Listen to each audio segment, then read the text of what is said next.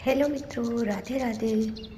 मैं एक बार फिर से आपका स्वागत करती हूँ आपके अपने चैनल व्रत त्योहार और कथाएं में। मित्रों, इस कहानी के जरिए हम समझेंगे कि सबसे बड़ा महापाप कौन सा हो सकता है। महिला हो सकती है या पुरुष हो सकता है। तो चलो जानते हैं इस कहानी के जरिए। एक समय की बात है, एक बार भगवान विष्णु और माता लक्ष्मी वैकुंठ में शेषनाग की शैया पर विराजमान थे। तभी माता लक्ष्मी के मन में एक प्रश्न उदय हुआ। माता लक्ष्मी ने कहा, हे स्वामी, आज मेरे मन में एक प्रश्न उठ रहा है। यदि आप मेरे यह प्रश्न का उत्तर देकर आप मुझे संतुष्ट करेंगे तो मेरे मन को बहुत शांति मिलेगी। तब भगवान विष्णु जी कहते हैं, हे देवी, आपके मन में जो भी प्रश्न है आप निसंकोच होकर पूछ लीजिए। मैं आपकी शंका का निवारण अवश्य करूँगा। तब देवी लक्ष्मी कहती है, हे स्वामी, आखिर इस दुनिया में सबसे बड़ा पापी कौन है, स्त्री या पुरुष? तब भगवान विष्णु ने बोला, हे देवी, आपके यह प्रश्न बहुत अत्यंत महत्वपूर्ण है, क्योंकि संसार में हर एक व्यक्ति कभी न कभी कुछ न कुछ पाप जरूर करता है, चाहे वह स्त्री हो या पुरुष। हे देवी, आपके प्रश्नों के उत्तर में एक कथा के माध्यम से बताता हूँ, लेकिन आपको इस कथा को आखिरी तक ध्यान और मन लगाकर पूरा सुनना होगा, तभी आपको आपके प्रश्नों के उत्तर प्राप्त होंगे। तो दोस्तों, अगर आप भी इस प्रश्न का जवाब जानना चाहते हैं तो वीडियो में अंत तक जरूर बने रहिएगा, क्योंकि आज हम इस वीडियो के माध्यम से आपको विस्तार पूर्वक बताएंगे कि आखिर इस संसार में सबसे बड़ा पाप कौन सा है। और दोस्तों, आप लोगों से निवेदन है कि वीडियो को लाइक करके चैनल को सब्सक्राइब करके बेल आइकन ऑल पर प्रेस कर लीजिएगा और कमेंट बॉक्स में हरे कृष्णा हरे राम अवश्य लिख दीजिएगा, जिससे विष्णु जी की कृपा आप लोगों पर सदैव बनी रहे। दोस्तों, भगवान विष्णु कहते हैं, हे देवी, एक प्रसिद्ध नगर में एक राजा रहा करते थे। राजा और उनकी रानी मेरे ही बहुत बड़े भक्त थे। उन्होंने अपने महल में तोता मैना का एक जोड़ा पाल रखा था और उन दोनों को एक ही पिंजरे में रखा था। इसी तरह काफ़ी समय बीत चुका था। दोस्तों, आपको लोगों को तो अच्छी तरह से पता है कि पति पत्नी में कुछ बातों पर लड़ाई झगड़े जरूर होते रहते हैं। तो एक दिन मैना ने तोते से कहा, हे प्रीतम, संसार में आदमी सबसे बड़े पापी होते हैं तथा आदमी ही सबसे बड़े धोखेबाज होते हैं। मौका मिलने पर आदमी कुछ भी कर देते हैं। यह सब बातें सुनकर तोता मैना से बोला, अपनी यह सब फालतू की बातें बंद करो। आदमी इतने भी पापी नहीं हो सकते जितना औरत अपने जीवन में पाप करती है, और जितना धोखेबाज होती है उतना इस संसार में कोई दूसरा धोखेबाज नहीं होता। फ्रेंड्स, फिर वह तोता अपनी मैना से कहता है, हे प्रीतम, औरतों से बड़ा पापी इस संसार में कोई नहीं होता है। यह स्वार्थी संबंधियों का भी हत्या कर देती है, या तक कि कोई स्त्रियां तो अपने पति का भी हत्या करवा देती है। दोस्तों, यह सब सुनने के बाद तोता और मैना में जमकर लड़ाई होने लगी। राजा वहीं पर खड़ा होकर यह सब देख रहा था। राजा ने तोता और मैना से पूछा, तुम दोनों क्यों लड़ रहे हो? किस बात पर तुम दोनों बहस कर रहे हो? तभी मैना ने उत्तर देते हुए राजा से कहा, हे आर्य, यह मान नहीं रहे हैं कि दुनिया में सबसे बड़ा पापी आदमी ही होता है। फिर तोते ने जवाब दिया कि मैं कैसे मान सकता हूँ, क्योंकि इस संसार में सबसे बड़े पापी तो स्त्रियाँ ही होती है। फिर राजा ने दोनों से कहा, तुम दोनों किस आधार पर ऐसा कह रहे हो? तब मैना ने उदाहरण देते हुए एक कथा सुनाना आरंभ करती है और कहती है, हे आर्य, एक गांव में एक बड़े सेठ जी रहा करते थे। वह बड़े धन दौलत वाले थे, लेकिन उनका बेटा जो था वह घमंडी और बिगड़े किस्म का था। सेठ का बेटा दारू और जुआ खेलने का आदी था। सेठ जी के बार बार समझाने पर भी कुछ नहीं बदला। वह सेठ यह बात सोचते सोचते दुखी होकर अपने प्राण त्याग दिए। जब पिता जिंदा थे तब उनका बेटा कम मात्रा में जुआ खेला करता था, लेकिन जब पिता की मृत्यु हुई तब वह स्वतंत्र हो गया और बिना किसी चिंता के दिन रात शराब पीने और जुआ खेलने में लगा।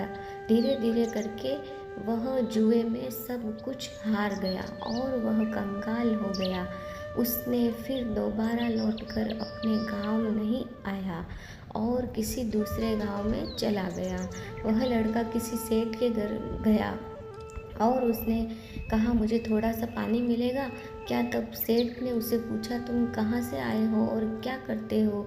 इसका जवाब देते हुए लड़के ने कहा, मैं एक व्यापारी हूँ और गाड़ी से जा रहा था। बीच रास्ते में कुछ गुंडे मेरे सामने सारे सामान को लूट कर ले गए, इसलिए मैं यहाँ आया हूँ और आप मेरी थोड़ी सी मदद कर देते तो अच्छा होता। उस लड़के की झूठी कहानी सुनकर सेठ ने लड़के को सीधा साफ समझा और उस लड़के के जाल में फंस गए। सेठ कहने लगे कि बेटा, तुम देखने में ठीक ठाक हो और काम भी कर लेते हो, तो क्या तुम मेरी बेटी से विवाह करोगे? मेरी बेटी सुंदर तथा गुणवान है। यह बात सुनकर लड़के के मन में लड्डू फूटने लगे। वह बहुत प्रसन्न हुआ और कहने लगा, हे सेठ, मैं तुम्हारी बेटी को देखना चाहता हूँ। तब वह सेठ अपनी बेटी को आवाज़ देता है और उसकी बेटी वहाँ पर आ जाती है। वह लाल रंग की साड़ी, गले में मोतियों से जुड़ा सोने का हार, हाथ में चूड़ियाँ पहनी होती है और अपने बाल को खुला करके रखी हुई थी।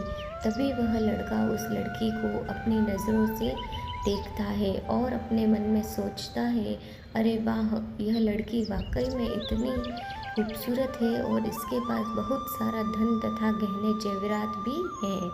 इससे विवाह ना करना मेरी मूर्खता होगी। दोस्तों, वह लड़का अपने मन में ऐसा सोचकर उस सेठ से शादी के लिए हाँ कर दी। इसके बाद उन दोनों का विवाह हो जाता है। सेठ बहुत सारा पैसा देकर उस लड़की को शादी के जोड़े में लड़के के साथ में विदा कर देते हैं। परंतु दोस्तों, वह लड़की शादी होने के बाद भी अपने बाल को ढक कर नहीं रखा करती थी। वह हमेशा अपने बालों को खोलकर ही रखती थी। दोस्तों, लड़के ने तो केवल पैसों के लिए ही उस लड़की के साथ विवाह किया था। विवाह के बाद वह लोग जब जा रहे होते हैं तो रास्ते में एक जम पड़ता है। तब लड़का उस लड़की से कहता है कि देखो, हम लोग जंगल की रास्तों से गुजर रहे हैं, कोई भी चोर तुम्हारे गहने तथा जेवर चुरा सकता है। तुम ऐसा करो, अपने सारे जेवर मुझे उतार कर दे दो। अब उसकी पत्नी ने उस पर भरोसा करके अपने सारे जेवर अपने पति को दे दिए। इसके बाद उस पति ने अपनी पत्नी के सारे जेवर एक कपड़े में रखकर उसको बांध लिया। फिर एक पेड़ पर के नीचे विश्राम के लिए रुके। तब उस लालची लड़के ने अपनी पत्नी को एक कुएं में धकेल दिया ताकि वह कुएं में गिरने से मर जाएगी और फिर वह लड़का वहाँ से भाग गया। लेकिन दोस्तों, उसकी पत्नी मरी नहीं थी और कोई उसे बाहर निकलने के लिए आएगा यह सोचकर ज़ोर ज़ोर से चिल्लाती रही। तभी कुएं के पास से एक आदमी गुजर रहा था। तब उसने किसी लड़की की आवाज़ सुनी और फिर उस आदमी ने जैसे तैसे करके उस लड़की को कुएं से बाहर निकाल लिया। कुएं से बाहर निकलने के बाद लड़की ने सारी बातें उस पुरुष को बता दी। फिर उस पुरुष ने लड़की को अपने पिता के घर सुरक्षित पहुंचा दिया। घर पहुंचने के बाद लड़की के पिता ने पूछा, आखिर तुम्हारे साथ क्या हुआ? लेकिन वह लड़की पतिव्रता थी, इसीलिए उसने अपने पिता को सारी सच्चाई नहीं बताई और वह अपने पिता से कहने लगी, हे पिताजी, जंगल में कुछ लुटेरे हम पर हमला कर दिए, जिसके कारण हमारे यह हालत हुई है। मुझे कुएं में धकेल दिया और पति का कोई पता नहीं चला। बेटी की यह बातें सुनकर सेठ जी बोला, चलो पुत्री, कोई बात नहीं, भगवान सब ठीक कर देंगे। दोस्तों, जैसे जैसे समय बीता गया, तब कुछ समय के बाद वह लड़का दोबारा अपने ससुराल पहुंचा और उसने सोचा कि सेठ जी से कहेगा कि वह नाना बनने वाले हैं और फिर उसके बदले में उसे बहुत सारा धन मिल जाएगा। लेकिन वह जैसे ही अपने ससुराल पहुंचा, उसकी मुलाकात उसकी पत्नी से हो गई, जिस पर उसकी पत्नी ने उससे कहा कि मैंने पिताजी को यह सारी बातें बताई हैं, तो आप भी यही बता देना। दोस्तों, कहावत में कहते हैं ना कि कुत्ते की पूंछ चाहे जितनी भी सीधी करो, परंतु उसकी पूंछ सीधी नहीं होती है। उसने देखा कि उसकी पत्नी फिर से बहुत सारे गहने पहने हुई है। तब उस लड़के ने अपनी पत्नी से कहा कि तुम आराम से सो जाओ, मैं तुम्हें अपने साथ लेकर जाऊंगा। दोस्तों, जैसे ही रात हुई और वह लड़की सोने के लिए चली गई, तब वह लड़का अपनी पत्नी को मार कर सारा जेवर और घर का सारा धन अपने साथ ले गया। दोस्तों, राजा को यह सब कहानी बताने के बाद मैना ने कहा कि इसीलिए मैं कहती हूँ थी कि आदमी ही दुनिया की सबसे बड़ा महापापी है। उसने अपनी पत्नी को मारा और उसका सारा सामान लेकर भाग गया, जिसमें उसने स्त्री के चरित्र को लेकर बात की थी। दोनों की यह बातें सुनकर राजा बोले, इस बात का उत्तर अब मैं तुम लोगों को देता हूँ। आखिर इस संसार में कौन सबसे बड़ा पापी होता है? राजा आगे कहते हैं कि जिस इंसान की सोच उसकी स्तर से नीचे गिर जाती है, वह इंसान सबसे बड़ा पापी होता है, चाहे वह आदमी हो या फिर औरत। इससे कोई फर्क नहीं पड़ता है। दोस्तों, इस इंसान को किसी भी प्रकार के पाप करने से पहले यह सोचना चाहिए कि क्या वह सही है या नहीं। दोस्तों, पापी और विश्वासघाती होने की कोई जाति नहीं होती।